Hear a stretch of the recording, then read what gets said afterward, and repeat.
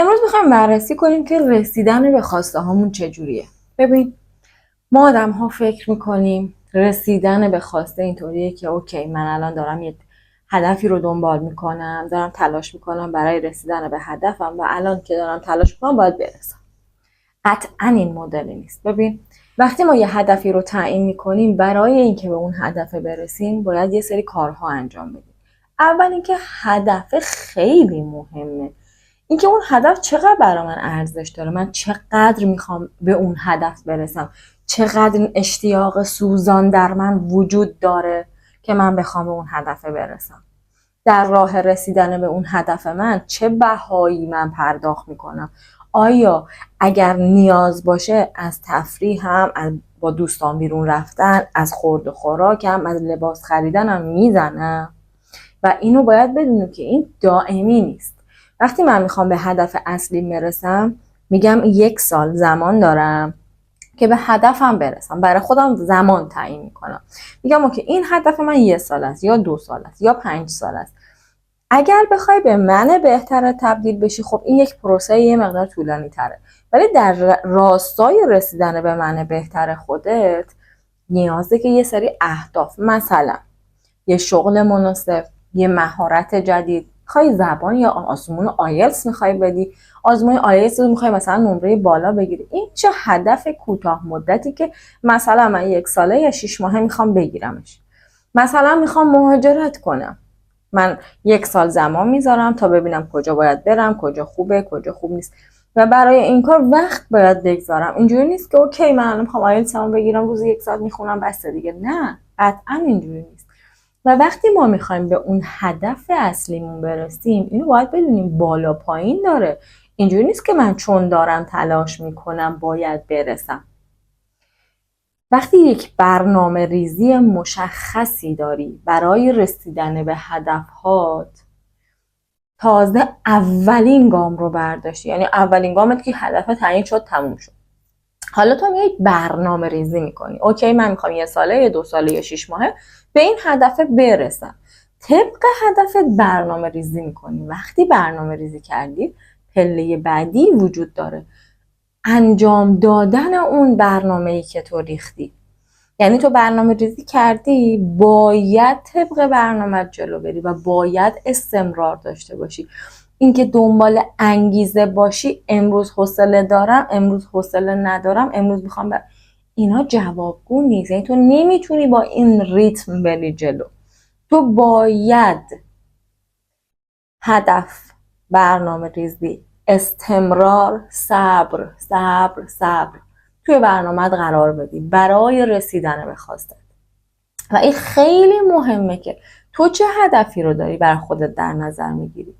آیا اینجوریه که حالا شد شد، نشد نشد، یا اینکه نه، من اگر به این هدفم نرسم واقعا خیلی بد میشه. ببین، رسیدن به هدف ها، مثلا آزمون آیلتس، مهاجرت، قبول شدن توی یک رشته مورد نظر، نمیدونم ارتقای شغلی، هر چیزی، اگر ما به اون نرسیم، خب آسمون به زمین نمیاد، جونمونم به سر نمیاد. اما یه چیز این وسط وجود داره. منی که واسه خودم یه هدفی تعیین کردم، با رسیدن به هدفم چه احساسی دارم؟ اون حسی که پشت رسیدن به اون خواسته و هدفه و اون حسی که از نیومدن و نداشتن اون آرزو و هدفه، این خیلی مهمه. اوکی، یکی میخواد مثلا دانشگاه فلان قبول شه، نشد، هیچ ایرادی نداره، حکم مرگ کسی رو امضا نمیکنن، ولی طرف با خودش میشینه میگه اوکی، من مثلا 1 سال یا 2 سال زمان میذارم واسه مثلا دکترا میخونم، قبول بشه که خیلی خوبه، ولی قبول نشه آسمون به زمین نمیاد، اینو میدونیم. ولی اینکه چقدر درجه این رسیدن و خواستن اهمیت داره به من برمیگرده. کسایی به خواسته هاشون نمیرسن که هدف درست درمونی ندارن. اوکی، یکی میگه تمام تمرکزش رو گذاشته روی مهاجرت کردن مثلا. خب یکی آرام میرسه میگه اوکی، تو نری چی میشه مثلا اینجا اگر بمونی؟ میگه اگر من از اینجا نرم، زندگیم خراب میشه، آیندم خراب میشه، نمیدونم برای بچه هام هیچ هدفی ندارم، زندگی بچه هام خراب میشه، نمیتونم زندگی، اعتماد به نفسم و عزت نفسم رو از دست میدم. وقتی برم میتونم شغل مورد علاقم رو پیدا کنم، اون میزان کاری که مثلا میتونم توی اون کشور مقصدم انتخاب کردم انجام بدم. یک پروسه به جای اینکه مثلا تو کشور خودم 5 سال 6 سال زمان بذارم و به 1/3 و 1/5 اون برسم، در طی 1 سال 2 سال به چندین برابر اون خواستم میرسم. میبینی براش فرق میکنه، براش مهمه که بره ارتقای شغلی پیدا کنه، تحصیلاتش رو افزایش بده، توی کشور جدید زندگی کنه، یک تجربه جدیدی رو کسب کنه. خب براش مهمه. اگر نره اتفاق خاصی نمیفته. ولی ما انسانیم، هر کدوممون یک مدلیم. یکی خواسته هاش براش خیلی اهمیت اوکی آقا اگه من برم این کار انجام بدم و دوستام نشم مهم نیست، همینجا زندگی میکنم. دوست دارم که آزمون آیلتس بدم نمره خوبی، اگه نگیرم با همین مقدار زبان میتونم یه سفری برم و بیام. ولی یکی میگه من باید آزمون آیلتسمو بگیرم چون شغل هایی که مد نظرمه پول سازه برای من، کارهای اینترنشنال و بین المللیه، من باید برای رسیدن به اون کار، به اون هدف من که اون کار ارتقا شغلی، اون پول، اون زندگی ایدئالی که برای خودم ساختم به این بستگی داره. ببین هدف خیلی مهمه و میاد برنامه ریزی میکنه. اوکی مثلا در طول 1 سال آینده من باید این کار انجام بدم و همینو خورد میکنه تا به روز میرسونه، از سال به 6 ماه، به 3 ماه، به ماهیانه، هفتگی و روزانه و طبق برنامهش جلو میره.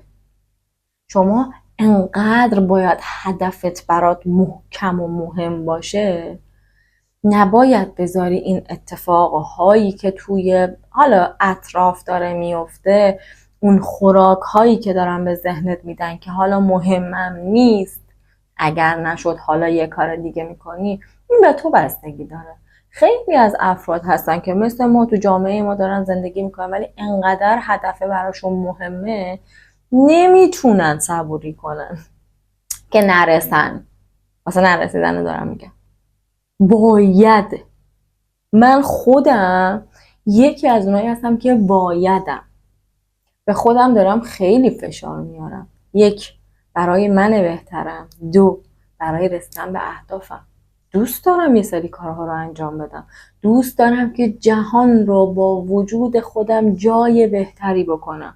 برای من خیلی لذت بخشه اگر من مردم، بعد از مرگم یک نام نیک از من به جا بمونه، یک نفر بیاد بگه ببین آره این حرفای خوبی میزد، خیلی تاثیر گذاشت تو زندگی من. برای من خیلی مهمه. برای من خیلی مهمه که تمام تلاشم رو بکنم تا بتونم یک فرد تاثیرگذار باشم و برای اینکه فرد تاثیرگذاری باشم باید یه سری کارها انجام بدم، باید رو رفتارم تجدید نظر کنم، باید آموزش ببینم. آموزش دیدن کار راحتی نیست ولی من این کار رو انجام میدم. ساعتها میشینم آموزش‌های مختلف رو میبینم، یادداشت برداری میکنم، فکر میکنم بهشون. اگر توی یکی از این آموزش‌ها یک تمرینی بده بارهای بار انجامش میدم. چرا؟ چون میخوام خودم رو ارتقا بدم، چون میخوام فرد تاثیرگذار و مثبتی توی جامعه خودم، توی اطراف خودم باشم. اصلا دوستم یک فرد تاثیرگذار باشم و برای این تلاش میکنم. برای من مهمه که وقتی مردم یک نام نیک از من به جا بمونه. دوست دارم در حد خودم و در همین راستا برای رشد و ارتقای خودم هم تلاش میکنم. اگر تو هم دوست داری برای رسیدن به هدفت همینقدر بیتابانه و بی‌صبرانه جلو بری، ویدیوهای بعدی رو از دست نده، چون قطعا راجع به اهداف صحبت خواهیم کرد و اینکه ما چجوری باید با این چالش هایی که سر راه زندگیمون قرار میگیره روبرو بشیم.